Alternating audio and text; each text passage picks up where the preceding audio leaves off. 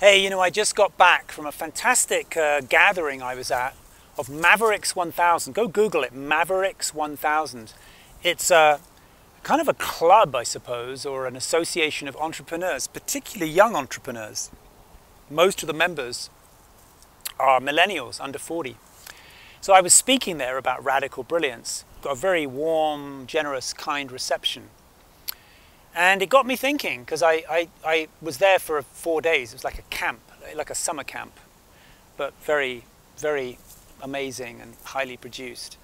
And I got to talk to all sorts of people by the pool and having dinner and everything about entrepreneurship. And I walked away realizing that I know really clearly where I can invest my hope, where I can put all my roulette chips.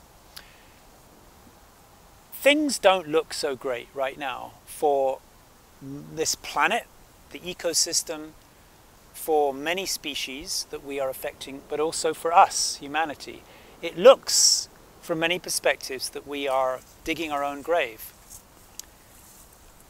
But we hold out hope that we can turn things around, reverse some of the trends that are unsustainable. Personally, I don't put any faith in elected government to do that. There's too much vying for votes, trying to say things that are popular. You get a few people like Marianne Williamson or Alexandra Ocasio-Cortez being bold, but you can see it's such a tiny force up against such a huge inertia of politics as usual. I don't see that the political climate is going to be able to do what needs to be done. It's nice, Bernie and stuff is nice, but I don't see that.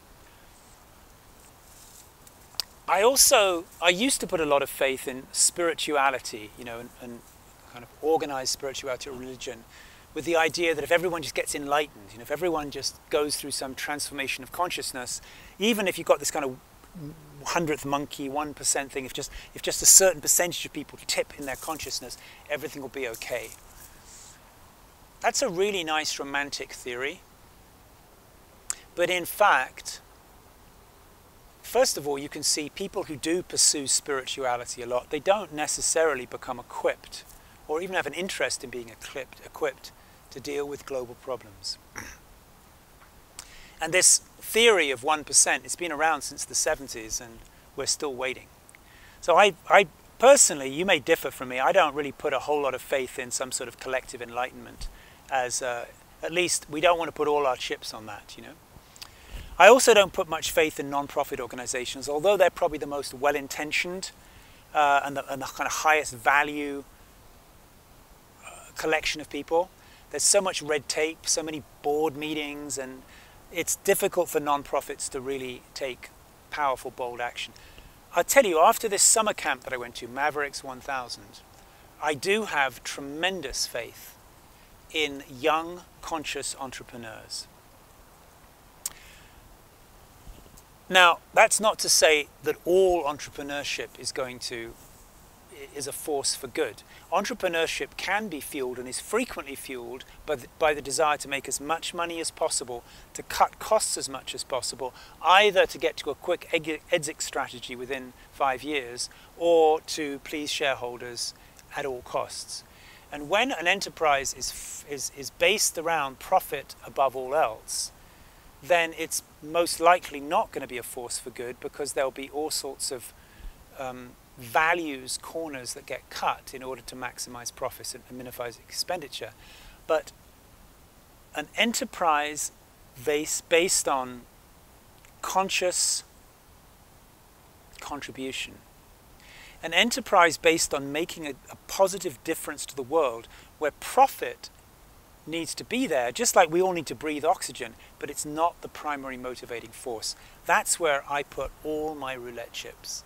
All my clients these days, all my coaching clients, are people who have founded businesses or enterprises to up the game for everybody. And yes, it needs to be profitable, it needs to make money, but that's not the driving force. And what I can see is, as soon as people see that, and it's happening I would say 10 times more among millennials than it did among the baby boomers. I just went to this conference. I mean, just about everybody I spoke to, I'd say, what are you doing? And they would say, I'm doing this thing because it's going to help people in this way, because it's going to help disadvantaged farmers in Guatemala, because it's going to contribute to taking carbon dioxide out of the atmosphere. People are looking for ways to find solutions and then to monetize it to be able to make it pay for itself. The more people do that, the more I would say we are on a fast track to turning the ship around. These days, I put all my roulette chips on one square: conscious, heartful, compassionate entrepreneurship. That's where I'm going to focus all of my resources and support for the days that I have left on this planet.